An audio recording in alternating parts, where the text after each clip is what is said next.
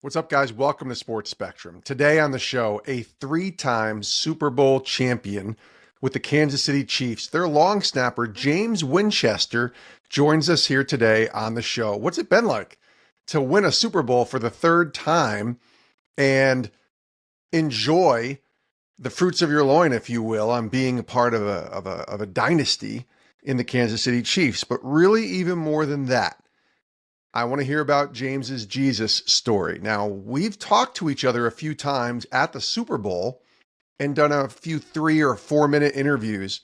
We've never done a longer form interview. And I thought, well, the guy just won a Super Bowl and he's a long snapper with the Chiefs. It's the off season.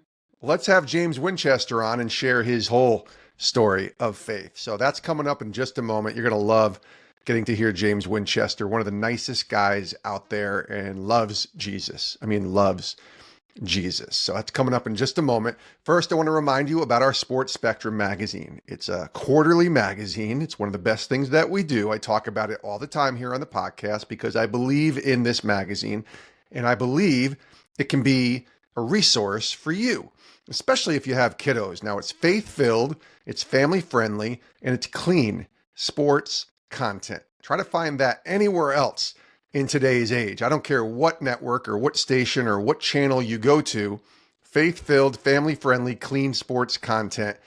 You can't find that anywhere else. And that's why we believe in this Sports Spectrum magazine. We hope you'll consider subscribing. You can go to sportspectrum.com right now and subscribe to a 1-year subscription. We keep it very affordable, $24 for an entire year for 4 issues of the Sports Spectrum magazine. But because you're listening, hopefully right now at this moment, you're listening and hearing my voice, you can save an additional 15% off a 1-year subscription simply by using the code podcast15, which is exclusive to podcast listeners, to people listening to Sports Spectrum's podcast right now.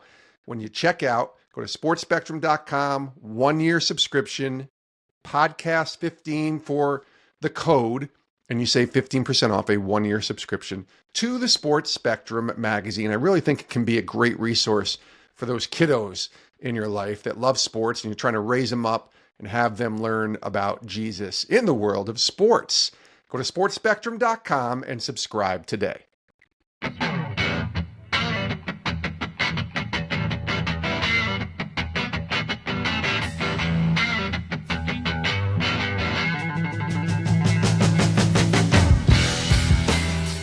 Great to have James Winchester from the Kansas City Chiefs, 3-time Super Bowl champion, joining us here on the show. What's up, buddy? How are you?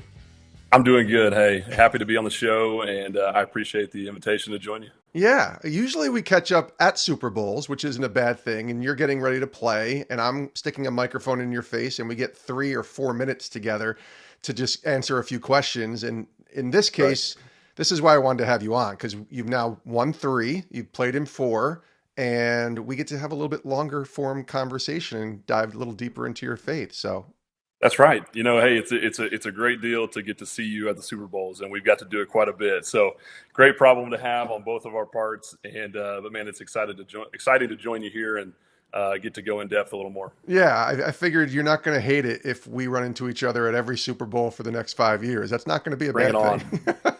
Let's make it an annual. How about that? Yeah, unfortunately, I can't control that. You can control it a little bit. But there you go. So no, let's start. Yeah. I think the best place to start, because we do that with our short form interviews, but for this, I think it's really good for our audience who may not have heard those conversations to start with Jesus and understand who Christ is in the life of James Winchester right now. Yeah, I would fail to tell you that when I express to you who and what Jesus is to me is everything. And I know everyone echoes that, and everyone kind of expresses that he is everything. But when you step back and you look at your life and what he's not only given us, but what he's done for us, I think that framework really puts everything into perspective. And I think that when you wake up every day and you're just thankful for what he's done for us, and the blessings that he's given us each and every day. And honestly, Jesus just has such a huge impact on our lives day to day, and this is a tough world to live in. And, Yeah. as you get older and you kind of get out of that bubble from when you're younger, and under your parents' wing, it's one of those things where faith becomes even more important and even more pressing day to day. And you just realize the value in trusting in Him each and every day, and the ups and downs and the trials of life, and how, from the mountaintop to the valley, He's with us. And, for me, I can certainly express that He has been with me through it all. And I'm just so very thankful to have the opportunity to know Him and love Him. And really, I love Him because He loved me first. That's And right. that really wraps up that whole relationship. But, always trying to grow in the knowledge, to grow in grace, and try to continue to, teach my children now. We've got three little ones, my wife and I do. And so now it's the opportunity. There's an opportunity there for me to be dad and get to express to those kids, and really not just tell them about Jesus, but show them, how much He means to us and how much He means to me, and just trying to live that out in our lives each and every day. Yeah, one of my great privileges that I tell people all the time is that I did not grow up a Christian, but I Mm. became a Christian, started walking with Jesus when I was 27. And then we had our daughter about 3 years later. And I've had the honor to be able to bring her to church and raise her to know who Christ is and to have her know who Jesus is her whole life and not just a Mm. portion of her life like me. What's that Yeah. like for you? Did you grow up knowing who Jesus was? When did Christ become Lord of your life? Yeah, I was raised in a Christian home, a family, and we did from a young age. We were in church, and I feel very fortunate to have been brought up that way, and to have had so many wonderful, men and leaders in my life to look up to, and see how they led, how they served the Lord each and every day in different capacities, and so I feel like I've been very fortunate to have that, kind of intertwined into my family from a young age. And, but like I mentioned earlier, it's one thing to be under the roof of your parents, and, you're going to church, you're going through the motions. And then when you're out on your own, it's really when you really, you can stay stagnant or you can grow. And, I think that, stay with where we are, kind of goes back to that, being lukewarm. And I know we all go through that at different times. We go through seasons of on fire, and really trying to grow, and having some growth there. And then you go through seasons where you really just turn your back and you walk away. And that's a part of it.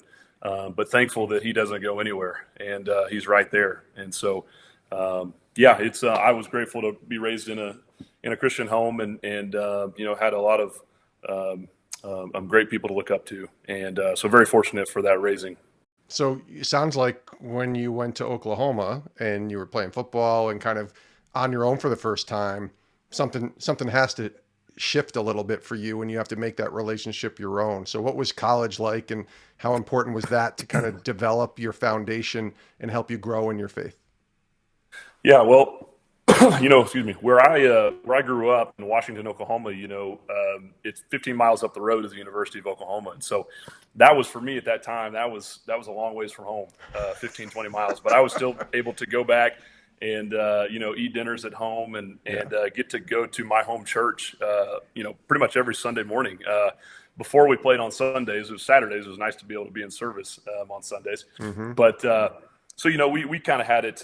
We had it good. I'm not going to lie, but at the same time, is you're out on your own. You're in college, and really college for me was the first time in my life where my faith was challenged. It was you're going to different ethics classes, and you got professors who are atheists, and they're bouncing different, telling you that you're wrong and bouncing different ideas off the wall, and you're exposed to a lot of things that you weren't exposed to growing up in high school. And so whether that was in the classroom or on the weekends, and with different crowds and different groups, and it's just a mixing pot of people in college. And so that was tough for me. That was, and I think that's tough for a lot of us who grew up, or trying to follow Jesus, in a time of transition in our lives. And so, for me, I definitely, there was times where I stayed, kind of stagnant and really didn't grow a whole lot. And then there was other times really once I got out of college, then it was really like, okay, now it's the real world. I was in athletics at Oklahoma, so I played football there for 4 years. And, you're so busy between school and athletics that, you put some time into studying, but really it's not until you get out, you have a job and, you're looking at life, square in the eyes that you really, really have that I need to grow up kind of moment. And I think for me, that was after when I didn't make it in the NFL and, the dream there kind of came to a crashing halt, and all of a sudden football's not in my life. And, I had placed football, up there, the Lord and his church was always a high priority for me growing up because of those who were taking me to church. My parents going there with cousins and grandparents and surrounded by them, but then, you're out on your own and it's kind of one of those moments where you have to grow up and decide, how am I going to apply my faith and how am I going to grow? And really it wasn't until football came to an end basically in 2012 that I'm like, well, it doesn't look like my odds at making it's very good. And so here we go. Football's probably over for me. There was a small chance there that it was that I would continue on my career in the NFL, but it was, I would say by the numbers, it was probably a less than a 1% chance that I would go on and play. My dream of being a wide receiver was pretty much over spring of 2012, yeah. And had to hang that one up, unfortunately. And I was pretty stubborn about that. I wanted to play and prove the world wrong that I could play. And it just didn't line up. And by the grace of God, I had an opportunity to long snap. And I had I should say I had the ability, God-given ability to long snap. And that was kind of in my back pocket. And that's what allowed me to pursue, probably still at a less than a 1% chance of making it, but it still allowed me an opportunity to go on and try for the NFL. And so, from a faith standpoint, there was a lot of relying less on James and more on the Lord and focusing on, what he's done for me, what he's doing for me, and what he will do for me, whether football's in my life or not. So it's interesting, if I was talking to that James Winchester, that version of James Winchester in 2012, what are you, 22 years old at that point, 21 years old? Yeah. If I told you what all would have happened and that you'd be entering almost a decade into the NFL and 3 Super Bowl championships, you probably would be doing what you're doing right now, which is just laugh at me. That's right. No way. I mean, you feel like you have hopes and dreams. My dream was to be a Sooner. I wanted to play at Oklahoma, and I wanted to prove everybody wrong. But there really wasn't a big dream past that. I grew up playing Class A football, and going to OU is just a huge jump. And but that was my dream to play in those games, to wear Sooners across my jersey. Didn't have a huge desire or a huge dream, I should say. Everybody that plays football at a level, dreams of playing in the NFL, but I didn't have I want to go play in the NFL kind of attitude. And so, yeah, I would definitely shake my head and laugh and go, there's no way. And what little dream I had, I did not see that as a long snapper. I saw it as, trying to make it as a wide receiver and this guy nobody had heard of that kind of worked his way up. But, having some of that no quit attitude and kind of prove them wrong, obviously is what helped me, continue to kind of move into that other position and what helped me be successful as a long snapper. Have you ever asked any of the coaches or just go up to Andy Reid and say, hey, I can catch some passes. I've done this. Can you work a trick play of some sort? It's hard when you're a long snapper. Like, how are you going to walk away? How do you do that? But have you ever asked for a trick play here or there? I found out, after looking at the rules, on punt and on field goal, how I have to be the last guy on the line of scrimmage. I'll say it this way: I have to be the guy if I'm holding the ball as a long snapper.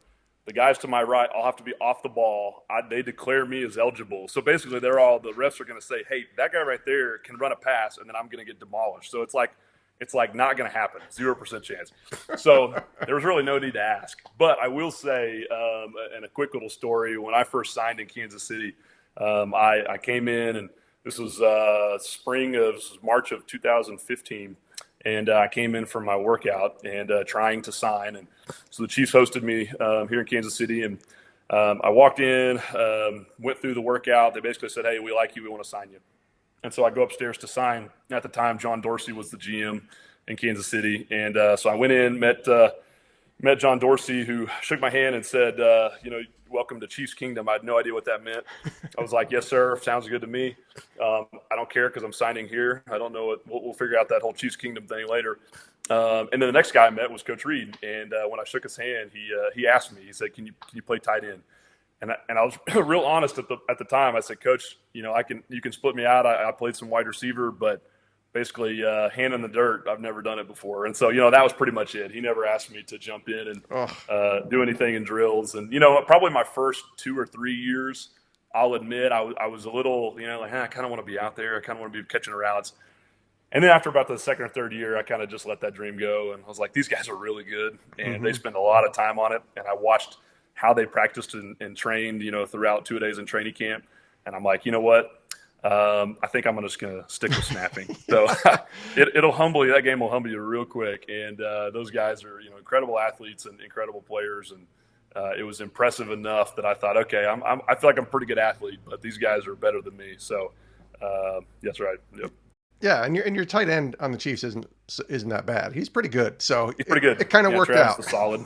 Yeah, that's right. He's got a future in this league. He's been there ever since I got here, and that's right. He's a great one. What a great tight end. I did see the stat that you and Travis Kielce were talking about here. Obviously, yes, tied for the club franchise record, 22 postseason games played. That's kind of crazy too when you think about it, right? The fact that you've played in 22 postseason games.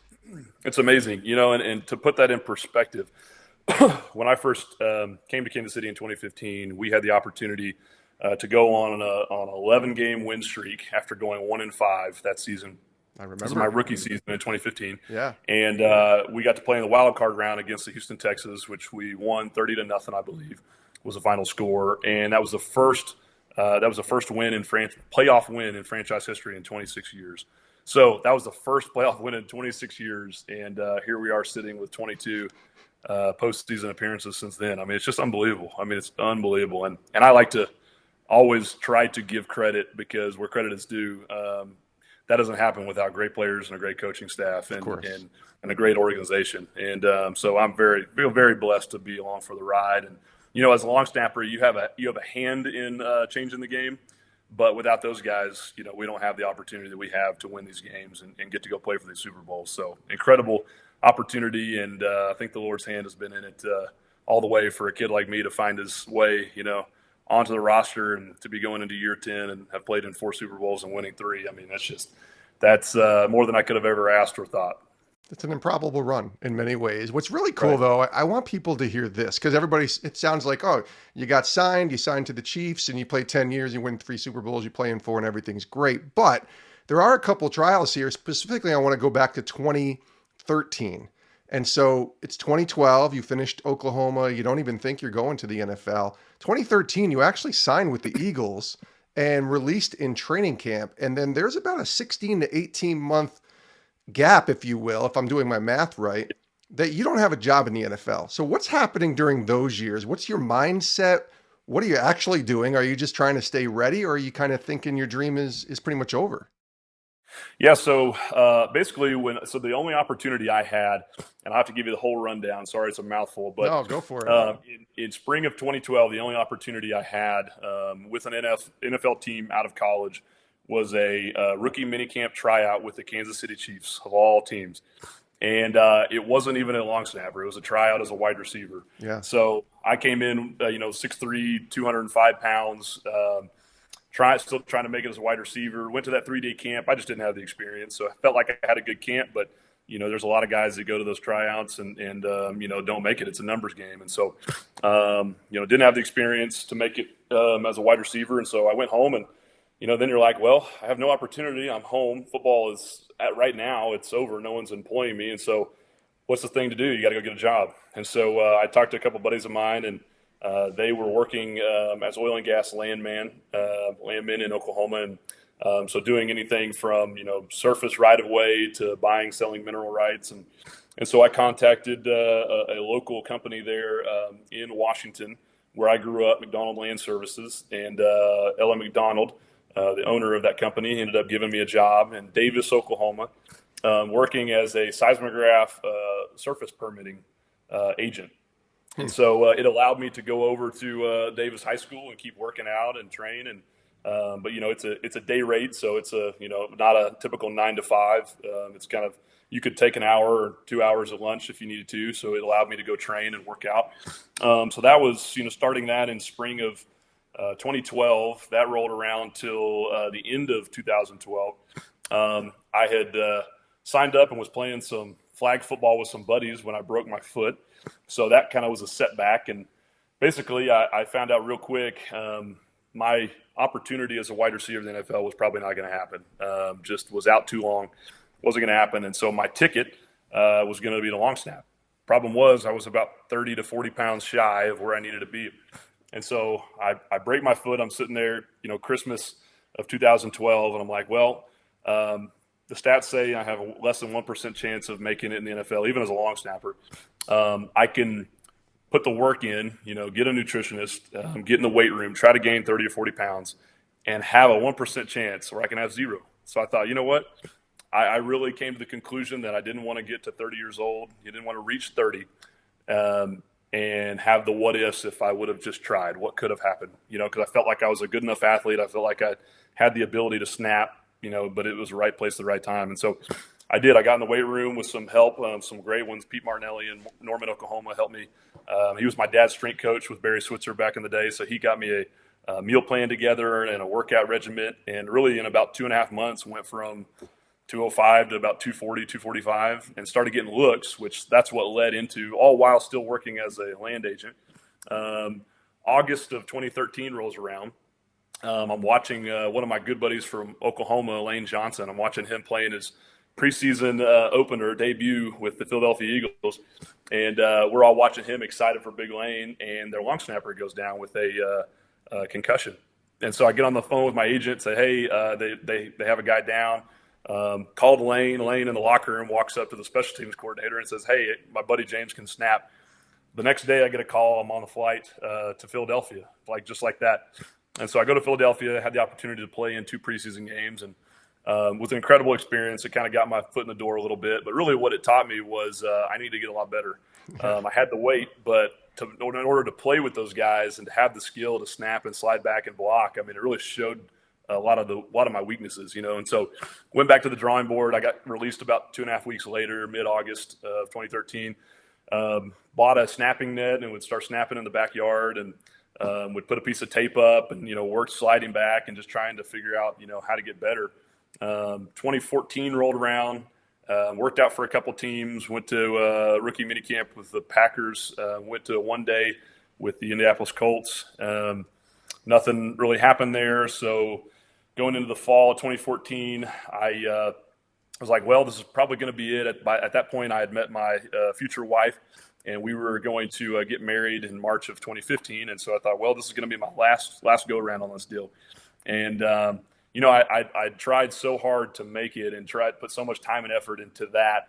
I think that was the first time in my life where I really had a peace that, hey, Lord, I've given this everything I have. I put every ounce of energy I have in this, but it's just really not leading to anything. It's not adding up.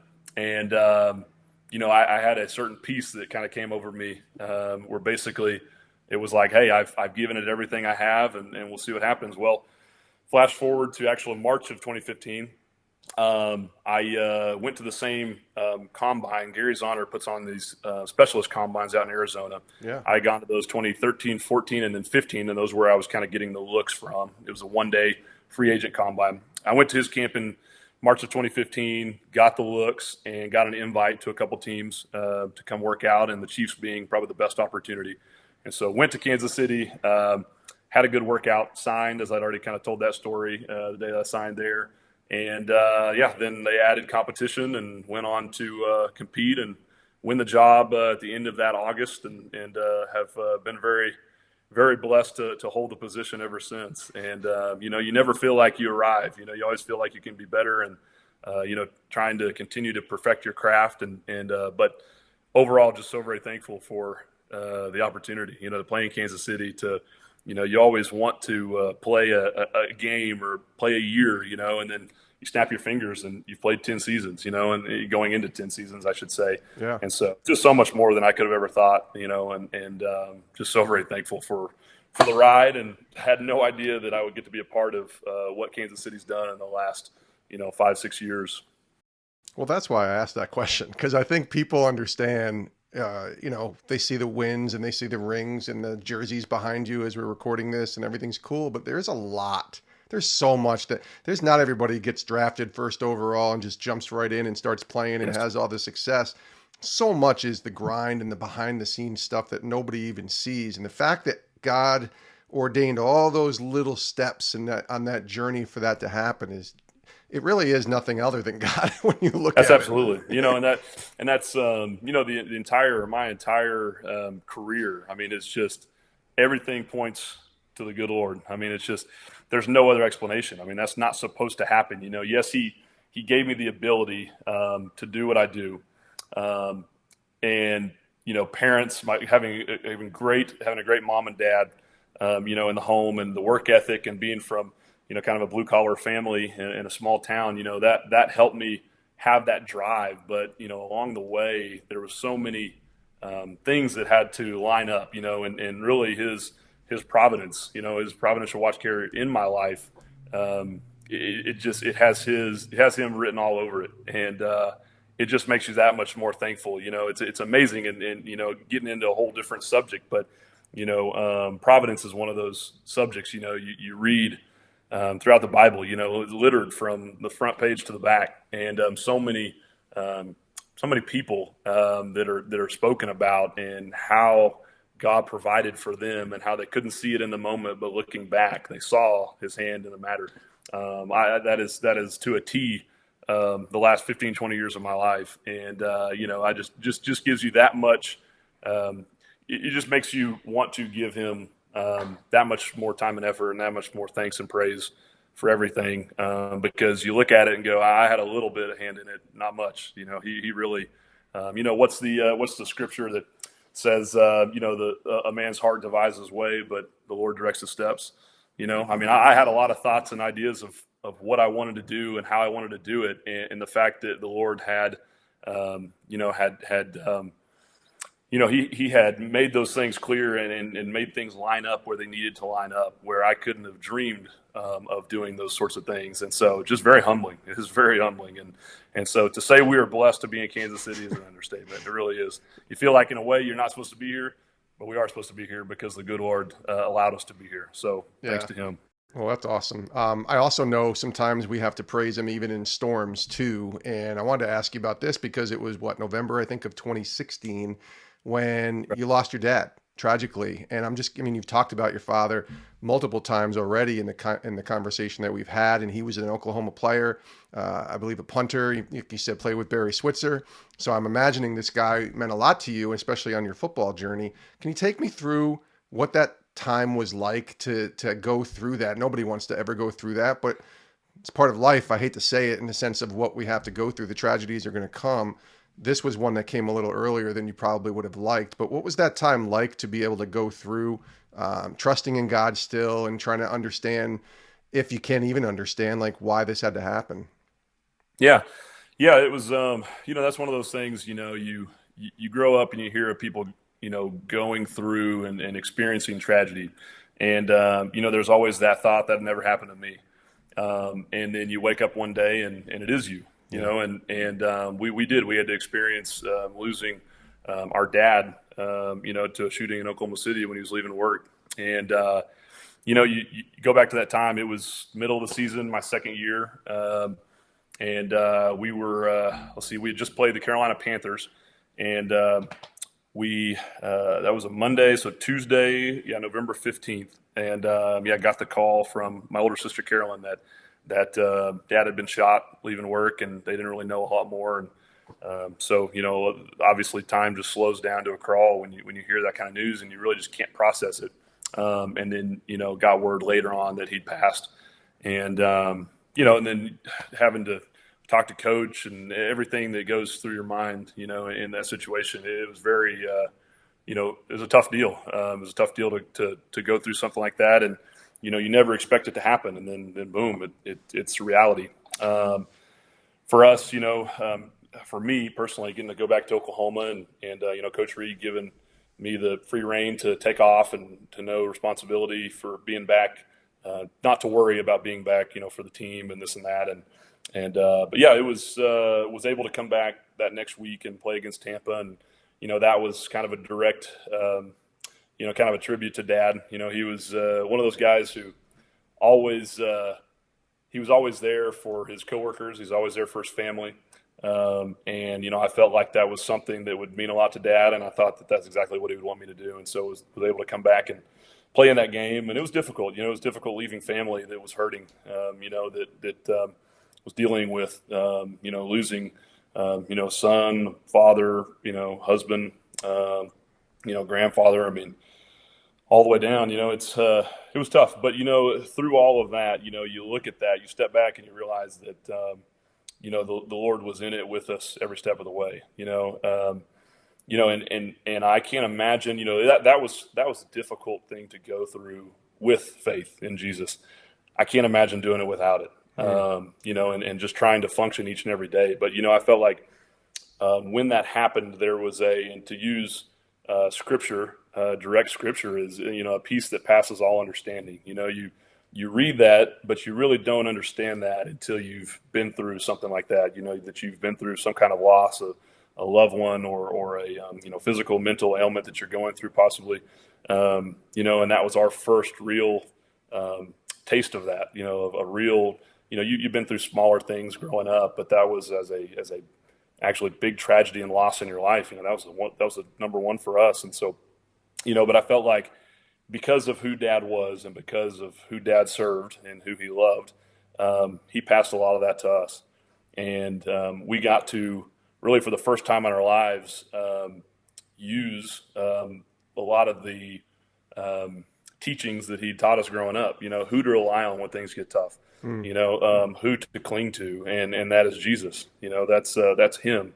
To be able to draw from, scripture and things that he had said and prayer, prayer is huge. Prayer is something is a, direct line through him to God that, you can, throw those petitions and those thoughts and those worries and things to him and you can feel the relief. And, even more than that, there were so many people that were praying for us that we felt lifted up, and it's hard to imagine being in a situation like that of loss where you're feeling comfort and peace. It doesn't make sense. There's only one explanation, and that's that the good Lord, that he provides for us in our needs and he takes care of us. And so really, working through the loss of Dad was a challenge, and it's something that you always live with.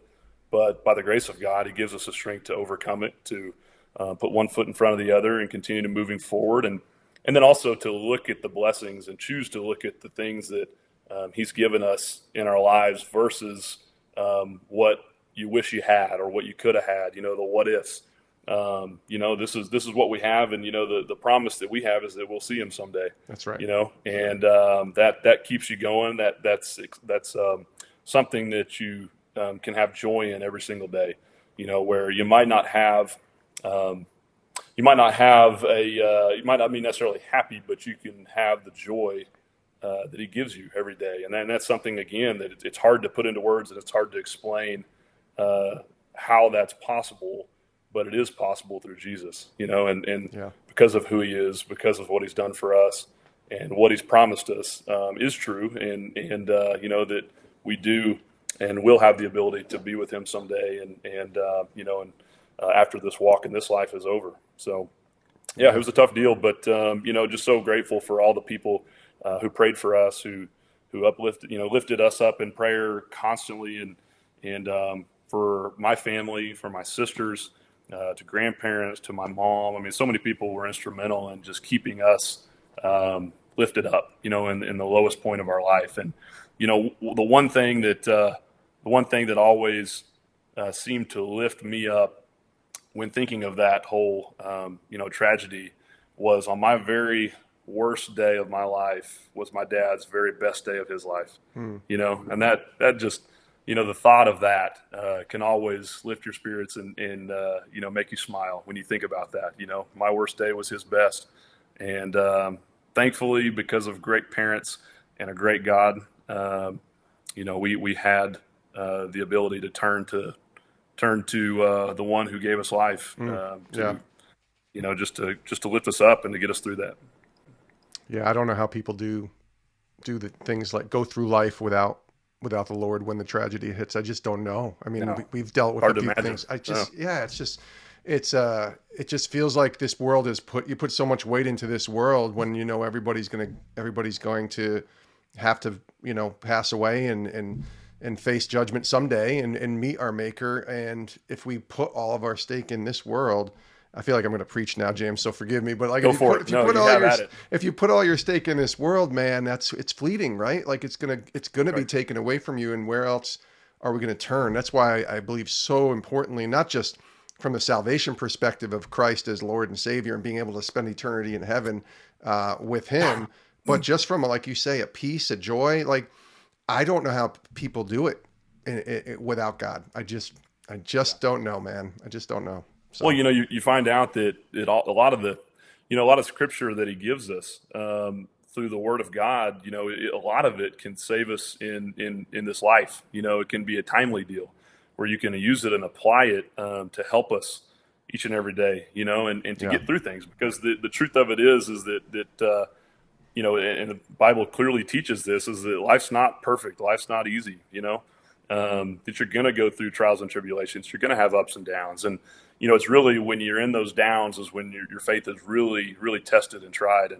And through what he's given us, you can read, understand, and you can look at those who have suffered far greater things than we'll ever suffer in this life totally. and draw from those and realize that how did they endure those things? Well, they endured those things because they had a faith. They had a faith in the one who gave them life, who created them, and that the Lord did provide for them along the way, whether it was a miracle, a physical, a mental, uplift, or, it was just, really what comes to my mind is the 2 Corinthians scripture where Paul talks about, my grace is sufficient Yeah. for my strength is made perfect in weakness. And, he didn't tell Paul he was going to remove the thorn, but he told him he would give him the strength to endure it. Yes. And that he could keep going because the Lord has given you what you need to continue on. But he's still going to have to endure that thorn, right? I mean, it's not going to be taken away, but yet by his strength, he can continue on and keep going and just one foot in front of the other, and he gives us the tools that we need Yeah. to overcome those things. Yeah, that's well said, James Winchester. All right, one last question. We'll kind of bring it back to some fun here. What's the coolest memory you've had from any of your Super Bowl appearances? I mean, there's got to be a story somewhere out of these four that you've been a part of that you could share. I mean, it just all of them have to be an amazing experience, and winning three of them. But what's something unique that maybe we won't see or know about that's been a real fun experience for you? Man, fun experience. Well, you have to go back to the first one because the first one. Like any other than like any first, is. I mean, that was the first championship that I've ever got to be a part of. And it was the first championship for the Kansas City Chiefs in 50 years. So, just the newness of everything and going from a team that had some rough luck along the way and, misfortune and just hadn't been able to get over the hump and able to go win a championship with those guys and those coaches. So that was the number one, probably coolest victory that I've got to be a part of because everything was new. We won a championship. Realization is we're going to the White House. How cool is that? We get a Super Bowl ring. Things like that you work so hard for so long, not ever really knowing if it'll ever actually happen. And then great coaches, great teammates. Again, that's the only way you get that thing done. And got to be a part of that one. So yeah. And as amazing as that first one was, the second one against the Eagles, after coming up short the year following LIV in 2020 against Tampa Bay, the Super Bowl that we lost, coming up short, trying to do the back-to-back and to achieve that. And then the next year, getting beat by the Bengals and not even making it back was a very humbling experience. So then winning that one against the Eagles, where we were counted out, and really everyone during the season just kind of said there's no way they can get it done, and having great players and great coaches to coach us through that playoff run, and to be a part of another Super Bowl win. I mean, that was a very humbling experience, winning number 2. Totally. As for stories, I'm trying to think. I mean, really special moments for me in Super Bowl 57 was the fact that we got to kick a game-winning field goal for a Super Bowl. Yeah. I mean, I think every little kid that's playing in the backyard, talks about, caught a touchdown for a Super Bowl, or, if you are a kicker, I kicked that one, game-winning field goal, or we all played NCAA football or Madden, so you always kick the game-winning field goal. But to actually have a hand and snap that one, and the realization after you watch it go through the uprights, we just won the Super Bowl. I mean, that was unbelievable. So that would probably be the story and high point that I would share, because that was something that, again, you never thought you'd have the opportunity to win a Super Bowl, and then boom, you get to actually snap for the game-winning Super Bowl. That was incredible. That's a pretty good one. That's a good way to end this, I think, James Winchester. Solid. 169 regular season and playoff games, 11 total tackles, 2 forced fumbles, and 2 fumble recoveries. I want to make sure we get the statistics in there for this long snapper, James Winchester. We'll save those stories for the next conversation, brother, and we'll ask him about those times. But listen, this has been fantastic. Thanks so much for coming back on. I hope I get to see you at the Super Bowl again, my friend. It means we get another chance to talk. Third time's the charm. I mean, we've been pretty good the last two meetings, so that's right. Let's mark it on the calendars. I don't know the specific date, but we're going to be working to get there, I promise you. So I think you're going to be there. It's really us that has to find our way to you. So we know you should have, unless bearing something happens, you should have your ticket there. We got to punch ours, and that will start, really starting now, but really through the season, and we'll try to make it back to see you at the Super Bowl again. That's right. New Orleans is the home this year of the Super Bowl, so hopefully we can run into each other. Either way, thank you, James Winchester. Appreciate you, buddy. Yes, sir. Jason, thank you for having me on. I appreciate you. And many thanks to James Winchester for being our guest today on Sports Spectrum. 3-time Super Bowl champion. How about that? Long snapper with the Kansas City Chiefs, entering year 10. This guy has a really cool story, and you know what? There's some tragedy involved in here as well, and it's really cool that he's overcome that and been able to move forward and still believe that Jesus is the way, and he provides the hope and the peace that we're all looking for in life. So I appreciate James for sharing his story here on Sports Spectrum, and we wish him nothing but the best. And we appreciate you as well. We thank you for tuning in. We do love you guys, and we're so grateful that you care enough to listen to any of our shows, honestly. We believe in what we're doing. We believe that keeping Jesus in the sports conversation is important. We believe that you can use anything to point people to Jesus, and we just happen to be able to do that with sports. And so we thank you again for tuning in. Make sure you go check out our website, sportspectrum.com. It has all of our resources and content. You can check it out right now. There's updated devotionals, and all of our podcasts are there. And we're very excited. Very soon, when I say this, our new Sports Spectrum app is going to be out too. I'll have more details about that coming up on future shows. But we're really excited about what's happening within Sports Spectrum here in 2024. And we want you to join us and be a part of it. You can always email me if you have a question or just a thought about something, or maybe you have an idea on how you can partner with Sports Spectrum, or maybe you want to advertise on Sports Spectrum. You can email me, jason@sportsspectrum.com, jason@sportsspectrum.com. We thank you so much for tuning in, and we'll see you next time here on the show. I hope you have a great rest of your day.